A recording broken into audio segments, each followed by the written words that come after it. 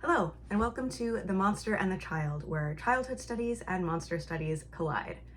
I'm Dr. Kathleen Kellett, and this is Monsters 102, Monster, Victim, Hero, and Child. If you haven't yet watched my Monsters 101 video, which was about understanding monstrosity as the antagonistic opposite of humanity, you don't need to in order to watch this one, but I do highly recommend it once you are done here. Link to that video will be in the description below, along with a link to this video's transcript, as well as all of the sources and media I will be discussing today. Just as a quick recap, last time we talked about how monstrosity functions metaphorically. One way of understanding what a monster is as a symbol of everything that disqualifies a being from humanity, physically, geographically, behaviorally, etc. The monster is the thing that breaks the rules of human society. Therefore, as many monster scholars have posited, we can learn a lot about a given society's definition of humanity by studying its monsters and then working backwards. A human will be everything that a monster is not, and vice versa. But monsters don't exist as just static figures. As I mentioned in my previous video, Godzilla is not a monster until it attacks. Before that, it's just a funky aquatic creature. Monsters are narrative figures. They exist within narrative frameworks, in monster stories. And they are not the only character in that story. Now, disclaimer, not all monster stories follow the same pattern. There will be wild cultural variation. I, once again, will be exploring a narrative type that is particularly common in Western modes of storytelling. That is not to say that non-Western stories will lack the archetypes that I'm going to discuss. There are just a lot of nuances when it comes to cultural relationships with monsters. So I don't want people to take this analysis as the end-all be-all.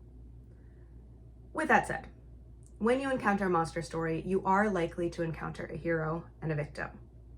Actually, when dealing with monsters as antagonists, you're always going to encounter a victim.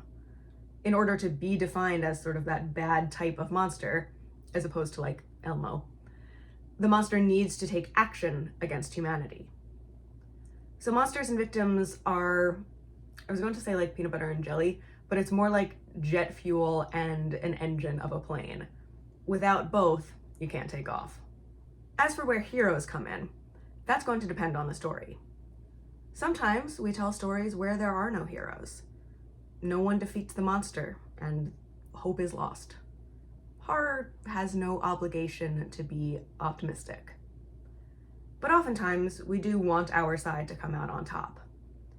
By stepping up and opposing the monster, heroes position themselves not just as representatives of humanity, but the pinnacle of it. If monstrosity is a failure of human ways of being, then heroism is the best humaning that you can possibly do. Let's take a look at an example from legend, St. George and the Dragon. As with any centuries-old mythology, there will be variations, but one of the most popular versions is the one recorded in Jacobus de Voragine's 13th century text, The Golden Legend. In this story, a town is menaced by a nearby dragon which, quote, envenomed all the country, end quote. Various men of the town have ventured forth to oppose him, but they've all chickened out once they see the beast. The dragon has the ability to poison the whole population with its breath, so to avoid this, the townspeople deliver a couple of sheep a day to keep the dragon fed and non-violent. Kind of a dragon as mob boss kind of vibe here. Unfortunately, the sheep supply is not infinite, so the town has to start supplementing the offerings with people.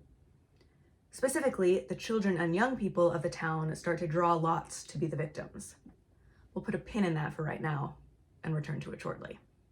Eventually, the king's daughter draws the lot. The king, quote, arrays his daughter like as she would be wedded, end quote, and grieving sends her to her fate. But luckily, along comes St. George, who asks the princess what she's doing in the wilderness by herself. The princess tells St. George to leave so the dragon doesn't kill him too, but when the dragon appears, St. George, quote, garnished him with the sign of the cross, end quote, and then stabs him with a spear. St. George tells the princess to use her girdle to leash the dragon, and with that, the monster is defeated and the princess is saved. The roles in this story are very clear. Dragon is monster, princess is victim, St. George is hero. The first one definitely makes sense. Old extortion McPoison breath over here is definitely breaking some fundamental rules of engagement. But why doesn't St. George play the role of the victim and the princess the hero? To that, I am sure you're responding, yes, no, we get it, Kathleen. But just to state the obvious, victimhood relies on associations of vulnerability, whereas heroism is tied to associations of strength. Therefore, we can learn a lot about the social hierarchies of a given society by looking at who plays these roles within their monster stories. The princess is young and female. St. George is Christian and male. It is the responsibility of the latter to protect the former. If that doesn't leave a lot of room for individual agency for either of these figures, well, that's kind of how archetypes work. A useful way of understanding these archetypes within the structure of a narrative is to return to scholarship on metaphor. In my last video, I talked about George Lakoff and Mark Johnson's theory of conceptual metaphor, in which metaphors organize our general understanding of an idea. To provide a different example than I did that last time, think about basic directional associations with up and down.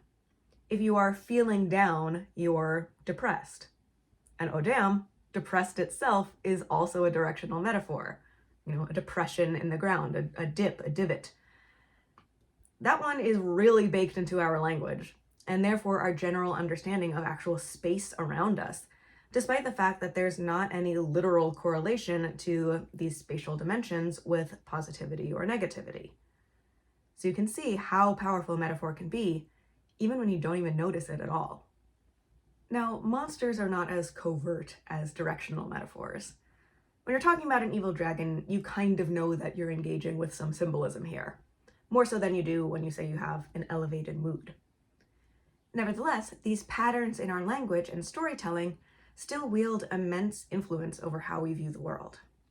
Looking more at the narrative dimension of all of this, we can dip into the work of Dr. Jonathan Charteris Black, who has published a great deal of work on metaphor in political rhetoric. He argues that metaphor allows us to, quote, identify underlying ideologies and expose the nature of the value systems on which they are based, end quote. These ideologies and value systems are often particularly evident through a metaphor's associated concepts and how these coalesce into common cultural narratives. Charteris Black demonstrates this idea through his discussion of the journey metaphor that many politicians employ, especially during their campaigns. It's been a long road, but they've come so far, and soon they will arrive at a position from which the politician can deliver on policy promises. This seemingly simple metaphor, political activity as traveling to a destination, can take on a whole narrative life of its own. The journey that politicians hope to invoke in people's minds is not just a trip from point A to point B, but rather the hero's journey, a narrative that Charteris Black explains is culturally stocked with, quote, heroes, victims, and villains, end quote. I think we can substitute monsters in there for villains, even though those archetypes aren't 100% synonymous. Charteris Black also spells out how the hero's journey has associations with, quote, protection of the family, loyalty to the tribe, fear of invasion by an unknown other, end quote. So we can see that metaphorical replacement of one concept for another, politics for journey, does not stand alone. Instead, it exists within a whole narrative framework. Returning to our monster stories, when we invoke a monster, we also call up associations of other characters in the story, the victim and the hero. We place these figures into a hierarchy of power and vulnerability. If the dragon's just chilling in the cave, it's not much of a monster yet.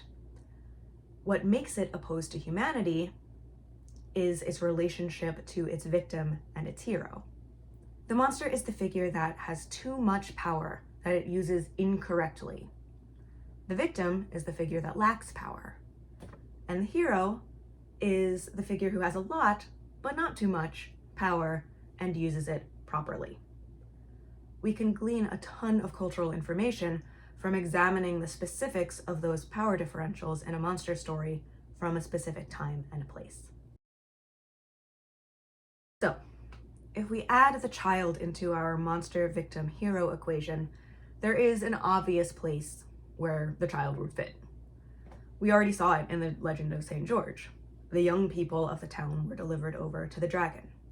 Monsters and heroes are both imagined with a lot of power, whereas victims have very little. And children frequently don't have a lot of power. In my last video, I talked about how there are very few universals when it comes to human cultures. This goes for some of the most basic organizing principles of humanity that within our own cultures, we tend to take for granted as natural and self-evident. Morality and values, family structure, gender, etc. This is also true of childhood. Obviously, there are some biological facts about childhood that do hold true regardless of culture. Babies start small. When they're born, they're not yet capable of communicating with language or moving from one place to another by themselves. Many children develop these cognitive functions and motor skills as they get older and larger. With these changes also come changes in the way many children process and participate in the activities, relationships, emotions, and values of their societies. I said many children and not all children for a reason, but we're going to put a pin in that one as well. I do have a future video about monstrosity, childhood, and disability planned, so remember to subscribe if you'd like to pick up that conversation further on down the road. So yes, biologically, bodies and brains start in one place in the beginning of the life cycle and go through a progression of changes. But how do human societies collectively make sense of those processes? That's where cultural variation comes in. Are children naturally moral or naturally sinful? Are babies a blank slate, or do they possess special knowledge? Do they belong primarily in their own institutional spheres of society, or should they be integrated within social groups of multiple generations? Who should be in charge of overseeing and directing the changes that a child will go through? The answers to these questions constitute a given society's social constructs of childhood. Oftentimes, our beliefs and ideas about childhood blend the biological and the social. One example is the association of childhood with vulnerability. Small children are literally more vulnerable to certain types of harm than adults on account of things like size and motor control. If I see a car speeding toward me, I'm more capable of jumping out of the way now than I was when I was 2. I also have more experience with, for example, the concept of dishonesty now than I did when I was in elementary school, so I can recognize the millions of spam texts that I get as what they are, whereas if I read them when I was 6, I probably would actually think I need to give my bank account information to the unknown number on the phone. This is part of the reason that I didn't have bank account information when I was 6, as well as the reason I wasn't allowed in the street when I was 2. Children's lives are dictated in large part by adult efforts to reduce their vulnerability to harm. But how we identify that harm and the measures that we take toward protection are frequently socially constructed and specific to a time and place. The potential failures of adult safeguards in response to children's vulnerability is, understandably, a source of great anxiety. This makes the topic excellent fodder for monster stories. Monsters often don't just represent individual danger, but rather danger to the entire fabric of society. Keeping children safe is something that society places a very high value on. Does that mean we always do it well? Not necessarily, but it is important to us, important enough to be integral to our definitions of what it means to be human. A child victim succumbing to a monster reflects social fears about the breakdowns of the systems and institutions that we have established to keep children safe, and therefore the breakdown of humanity in general. Let's take a look at a classic horror story, The Shining. I've both read the King novel and seen the Kubrick film adaptation, though I've done the latter much more recently than the former. My strongest memory from the book was reading it home alone during a thunderstorm, the power going out, and then being very sure that I was about to die. So I'm going to be focusing mainly on the film, but it's worth noting that the original and the most famous adaptation are quite different. So the treatment of the topic of childhood vulnerability will vary based on which one you're engaging with. The Shining follows the Torrance family's ill-fated stay at the Overlook Hotel. The family consists of father Jack, mother Wendy, and son Danny. Jack is a barely recovering alcoholic who is looking for a fresh start after losing his job and accidentally breaking Danny's arm before the start of the story. He takes on the role of caretaker of the hotel during the winter months when it is closed. For most of this time, the family can expect to be completely snowed in and isolated. When the family arrives at the hotel, the Overlook chef, Dick Halloran, takes Danny aside. Turns out, Danny's unsettling insights and relationship with his imaginary friend Tony aren't actually just his imagination. Danny, like Halloran, has a psychic ability that Halloran calls the Shining, which gives him powers of telepathy and visions. The Overlook, unfortunately, is not a great place for a kid with the Shining because it seethes with the psychic and ghostly residue of past violence and calamity. So, have a nice winter. Now, in some ways, because of the Shining, Danny does have more power than an average small child. However, due to his age, this power is not something he knows how to control yet. And in fact, it makes him even more vulnerable to the malevolent energy of the Overlook. But Danny was already vulnerable before he got here. Vulnerable to his father. Because that's the thing about vulnerability, isn't it? You have to be vulnerable to something. Identifying vulnerability requires identifying a threat. Just like a monster can't be a monster in isolation, a child can't be vulnerable in isolation either.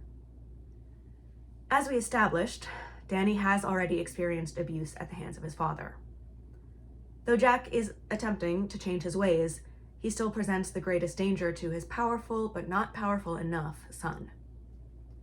Danny's vulnerability is emphasized by two ghost girls who died at the Overlook at the hands of their own father.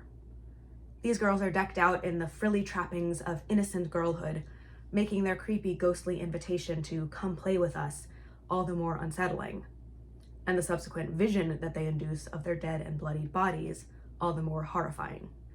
Though these girls are now monsters themselves as ghosts of the Overlook, it is only their vulnerability and resulting victimhood to their father that made them so. The Shining is a story about the breakdown of the nuclear family unit, which in mainstream American culture is the #1 social institution that is supposed to maintain the safety of the child. More than schools, medical services, social services, the nuclear family is enshrined as the child's ultimate guardian and protector. This is one of those things that to many people within this culture seems natural and objective, but is actually very socially constructed. We can see some evidence of this in the US's relationship to the United Nations Convention on the Rights of the Child. The UNCRC is an international treaty that was developed and signed in 1989. As the name would suggest, it details the UN's vision of the fundamental rights of children, regardless of nation or circumstance. The main tenets of this document are non-discrimination, the child's right to life and safety, the child's right to be heard, and prioritizing the best interests of the child. Now, of course, there's a ton of disagreement, especially on that last one, because what is considered in a child's best interest is also highly culturally dependent. Much ink has been spilled about the practicalities and ethics of a universalizing document like the UNCRC, and these conversations are far from settled. However, it is worth pointing out that all member nations of the UN have ratified this treaty except for one, the United States.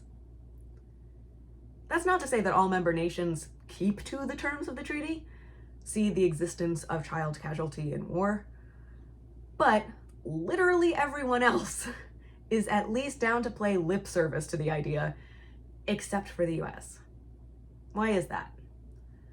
Well, some of it has to do with the way that our government is set up.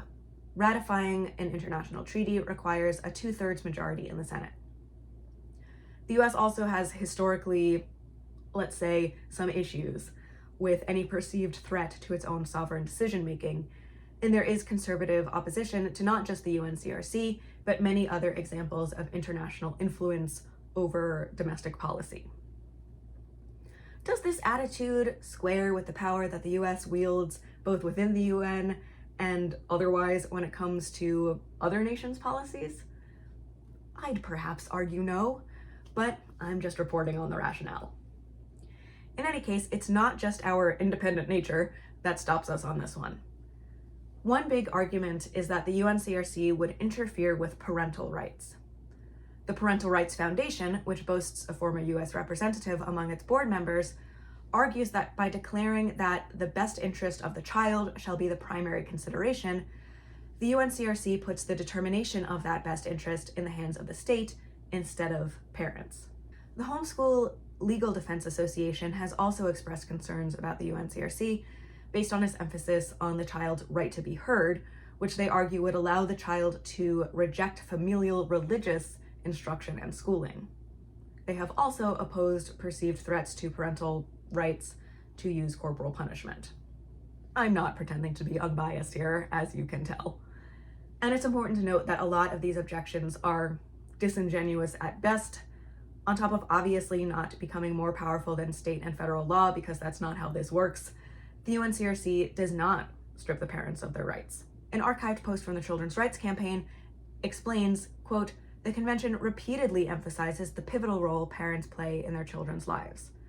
It recognizes the family as the fundamental group of society and natural environment for the growth and well-being of all its members, and particularly children, and acknowledges that the child, for the full and harmonious development of his or her personality, should grow up in a family environment in an atmosphere of happiness, love, and understanding," end quote. No one in the UN is dismantling the institution of the family, or the sovereignty of the nation state for that matter. But the fear, or fear-mongering, that it could has been successful enough to let the United States stand alone as the only non-ratifying member nation, and I don't think we should necessarily be surprised by that. Parental rights as a political rallying point are having a significant moment right now. Trump named his executive order to dismantle the Department of Education, improving education outcomes by empowering parents, states, and communities. It's not an accident that parents are first in that list. In American cultural constructions of childhood, of family, of the guardianship of children's vulnerability, parents are the ones in our cultural stories about childhood who are positioned to play the role of the protective heroes. Lots of power used correctly on behalf of vulnerable would-be victims. Indeed, the tagline of parentalrights.org is protecting children by empowering parents. But protect them from what? Monster stories are one means of collectively seeking to identify the threats that vulnerability and protection require. And while some monster stories may reassure us by enshrining the parent's role as the hero who vanquishes the monster, others, like The Shining, disturb us by showing just how much more vulnerable a child can be when the parent is the monster instead. See, I brought back to The Shining from the UNCRC. As viewers, we are primed to see Danny as a perfect victim, absolutely powerless in the face of this misused parental power.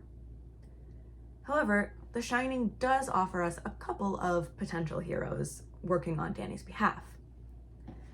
First, there is Halloran, who, spoilers for a decades-old story here, dies in the film, but not in the novel, which is a major point in the novel's favor, as far as I'm concerned, because it's sure a choice to take a Black character who survives a horror story in the original material and then make sure he doesn't in the adaptation. Second, we have Wendy. She does not project the kind of power that we typically associate with heroes. She is small, timid, terrified, female, but she is a parent, and she succeeds in helping Danny to safety while Jack succumbs to the ghostly malevolence of the Overlook. Danny does ultimately have to save himself as well through his own cleverness, but Wendy is there to finally take him away from this evil place. Heroic parents still exist alongside the monstrous ones. As the story ends, we can let out a sigh of relief, even if some lingering unease remains. Wendy came through, but the institution of the family didn't hold. The victim was obvious here, the child, but sometimes the monster is the one we want to be the hero. So I am a millennial, and as a millennial, I went through the generational gauntlet of having the crap scared out of me by The Ring at a sleepover in middle school. For those of you who have not experienced this horror, The Ring is the 2002 American remake of the 1998 Japanese milestone Ringu. There are some significant differences between adaptation and original, not least of which is the age of the monster at the center of the story. In the original, Sadako is a 19-year-old young woman when she dies and becomes an onryo, a vengeful ghost that has long been a staple of Japanese folklore and storytelling. Sadako's American counterpart, Samara, borrows many of the aesthetic markers of this type of ghost, from her ragged white dress to her long, shaggy, dark hair. Fellow millennials will also recall the terror of their long, dark-haired friend, Samara, looming at them at said sleepover, unless you actually were that friend, in which case you are a menace and a terror. Despite the aesthetic similarities, instead of being a young woman, Samara is a prepubescent child, around 8 at the time of her death. The filmmakers made the deliberate choice to turn the monster into a child. Let's take a look at the impact of that choice on the characters, the viewers, and possibly even some real kids.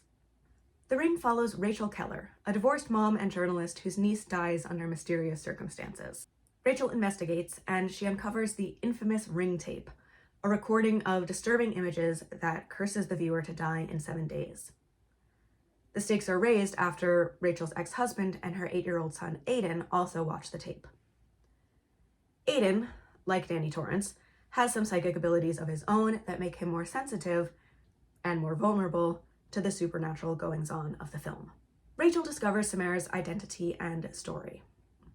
As a very young child, Samara began to display disturbing psychic abilities and an uncontrollable propensity to cause mental harm to those around her, including her adoptive mother. Samara spent some time in psychiatric institutions, but could not be helped. Samara's mother attempted to kill Samara and then throw her body down a well. Samara survived the initial attempt, though, and lived another 7 days in agony in the well, the 7 days of agony that her ghost now visits upon her victims. Rachel removes Samara's body from the well and lays her to rest. But when Aiden learns what his mother has done, he is horrified. His little psychic self knows that they were not supposed to help Samara. Cue the famous crawling out of the well, and then the TV scene, as Samara's ghost is freed to wreak even more havoc, this time on Rachel's ex. Rachel realizes that the only way to survive the curse is to pass it on. She has Aiden make a copy of the tape, ensuring that Samara has more victims in the future. So what are our categories here? On the one hand, the child Samara is still a victim. She was murdered by her own mother, forced to suffer a long, horrible death, cold and alone. As a living child, she repeatedly claims that her psychic abilities are beyond her control. When Rachel discovers Samara's fate and remains, she is moved by sorrow for this poor little girl. She believes that she is fulfilling the role of the hero in the story when she takes Samara's body out of the well. Which, as Aiden tells her, is exactly wrong. Samara doesn't want justice, she wants vengeance. Her first victim was her adoptive mother, and now she kills indiscriminately. Here, the association of child with victim is a smokescreen. Samara was already a monster in life and has become even more of one in death. Even more upsetting, there is no hero in this story. Samara can't be saved, and Rachel and Aiden only survive by passing on the curse. The Ring is a bleak tale with only monsters and victims. A child monster upsets our social categories. This figure disturbs our classifications of human roles and institutions. But how far is the Ring willing to go? As I discussed earlier, the most culturally sacred American institution when it comes to children is the nuclear family, and Samara decimates hers. She plagues her mother with horrific visions until her mom does the unthinkable and kills her own child. But Samara is adopted. I know there's additional Samara lore, especially in the sequels, but I am confining this analysis just to the first film, and either way, Samara's adoptive status is significant, because it places the origins of the threat outside the traditional biological nuclear family. For another example of this trope in horror, see The Omen. Rachel's family is fractured, and her ex does succumb to Samara, depriving Aiden of his second parent, but Aiden, though also psychically gifted, retains his close connection to his mother. No nuclear family escapes this story unscathed, but Rachel and her biological son survive, while Samara and her adoptive mother do not. Hopefully, I don't need to point out the troubling implications here. Culturally, we have a hard time imagining a child monster, but when we do picture such a figure, that child's monstrosity surely can't develop within the sacred bonds of a biological nuclear family. We wind up with two classifications of children: the assumed innocent insider of the family unit, and the untrustworthy outsider, the interloper.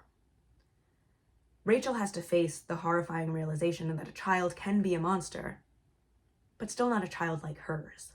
A major part of my discipline of childhood studies is analyzing cultural ideas about childhood, which I do through media, and then studying how these ideas affect actual kids.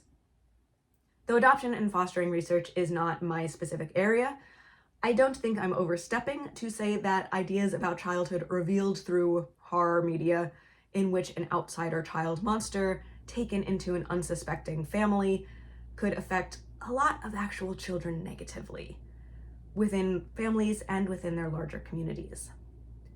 Fostered minors are overrepresented in the juvenile criminal justice system by varying degrees depending on specific geographic areas. Some studies are in the work cited below. I'm not claiming that there's a direct line from The Ring to those statistics. That would be insultingly oversimplified. But we need to notice how our media reflects and reinforces biases and assumptions about children with varying life experiences.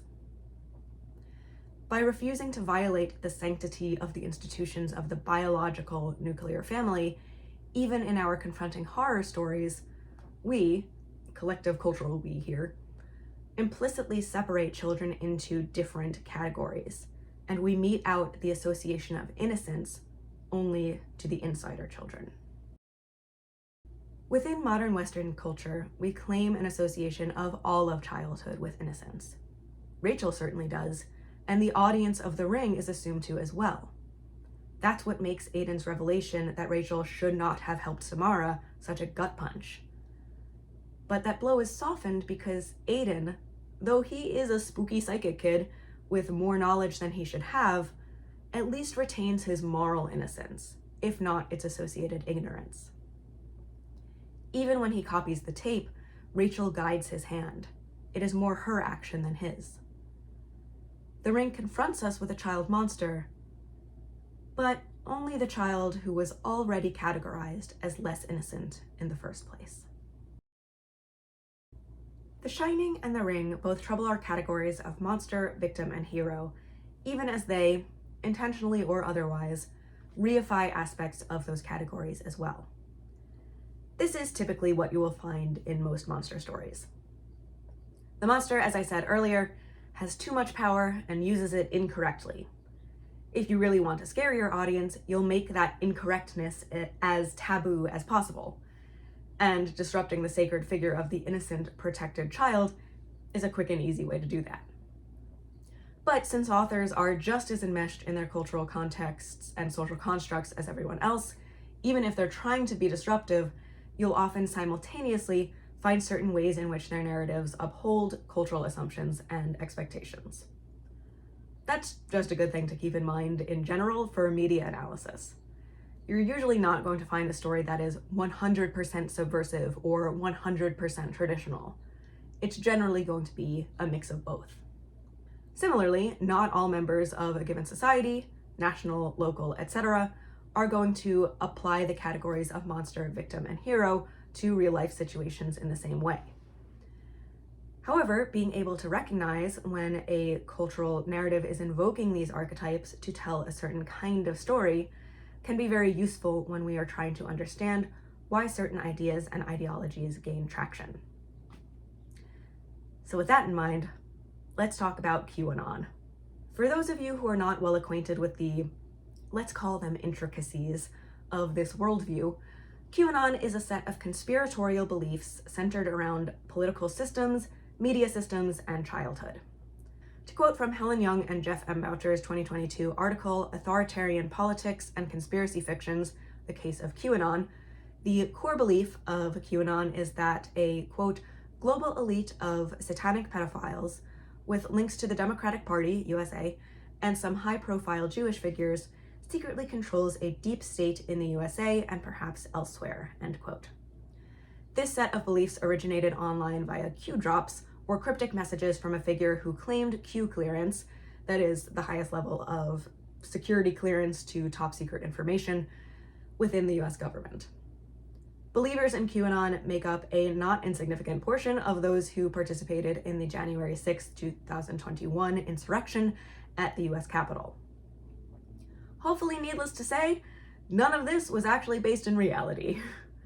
I'm not going to spend time here debunking the Q drops, but if you're interested, I have included factcheck.org's QAnon archive in the works cited. Otherwise, I'm just going to assume we're all on the same page here, that QAnon is as fictional as The Shining or The Ring. So why did so many people buy into it? Young and Boucher argue that conspiratorial thought does not rely on, and therefore does not respond well to, issues of factualness. If it did, then you could easily convince someone not to participate in conspiratorial thought anymore simply by, for example, debunking the Q drops, which is really easy to do.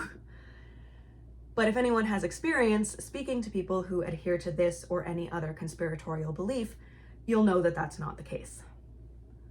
So Young and Boucher recommend approaching something like QAnon not as conspiracy theory, since theory implies actual conjecture about reality, but as conspiracy story. Specifically, Young and Boucher call attention to the ways in which QAnon includes common tropes of fantasy narratives, up to and including the presence of supernatural elements such as Satan. This doesn't mean that followers of conspiracies don't literally believe them, because unfortunately they do, but the source of that belief is not based in, quote, the truth of individual propositions, end quote, but rather in, quote, the truthfulness of the narrative, the way it captures, in their estimation, what typically happens, end quote. In other words, a story like QAnon reifies the categories and beliefs that already exist in the minds of its intended audience. Remember how Charteris Black discussed political metaphor that relies on familiar cultural narratives such as the hero's journey? A similar phenomenon is at play here, only this time when the narrative conforms to someone's social expectations, they may start to take that narrative not as metaphor, but as truth. Young and Boucher also identify some of the beliefs that are common among QAnon adherents. One big one is the perception of a loss of power. Adherents feel that there was a time in the past when people like them had more control over their lives and their position in society, but now that control has been taken from them. Therefore, the assertion that there is an evil cabal who runs everything in the world, though not factual, is emotionally truthful to adherents. It conforms to their pre-existing understanding of their lives. Then, of course, there are the obvious issues of racism and particularly anti-Semitism when it comes to identifying these evil forces. Fantasy fiction is, after all, nothing if not referential, and QAnon relies heavily on anti-Semitic conspiracy stories that have come before it. For instance, within the QAnon set of beliefs is the assertion that the cabal not only abuses children, but also harvests their blood for a substance called adrenochrome, which allegedly preserves the youth of those who consume it. This is barely a repackaging of the centuries-old blood libel, which is a medieval conspiracy story about Jewish people killing Christian children to use their blood in religious rituals, including making matzah? Here's where Young and Boucher's theory about the facts not mattering can at least help you not lose your mind over wondering how people can believe this stuff. It's not about the particulars. It's about the confirmation of a pre-existing, in this case, anti-Semitic worldview. Young and Boucher identify fantasy as the genre of conspiracy story, but I would argue that we can narrow that down to horror, to monster stories. After all our characters are here. We have monsters in the most exaggerated possible terms, hard to get more monstrous than the actual literal devil. We have victims. On one level, the victims are everyone who suffers under the Cabal's regime, including the adherents with their perceived loss of power, since powerlessness is the defining quality of a victim. But then, of course, we have our ultimate victims, the children. The innocent, vulnerable victims of the monsters, whose specific interest in hurting children above all is, of course, what makes them so monstrous in the first place. Nice self-reinforcing cycle there. This too carries the truthfulness of conforming to the pre-existing beliefs and categories embedded in our culture. The most powerless and precious among us are the most at risk, and they require protection from a hero. And that hero can be you if you take up the QAnon cause and fight to expose the Cabal. You are no longer the powerless victim, but the courageous crusader going up against Satan himself. Mostly you can do this from the comfort of your keyboard, but the story was powerful enough to propel a lot of people into the US Capitol building. The motivation of a monster story can be profound, especially when the emotional stakes have been raised by the child victim. W. Scott Poole explains that when one envisions one's enemies as monsters, quote, every battle is a mythic battle, a struggle against savagery, end quote. Scary, sure, but also thrilling. Look at you, you're St. George. You get the power back and you're using it how it should be used. Except, let's review those monsters and victims again. Monsters, evil globalist, read Jewish, Cabal. Victims, innocent children. Okay, but what about Jewish children? Where do they fit in this delineation of the categories as enforced by conspiracy stories like QAnon and blood libel?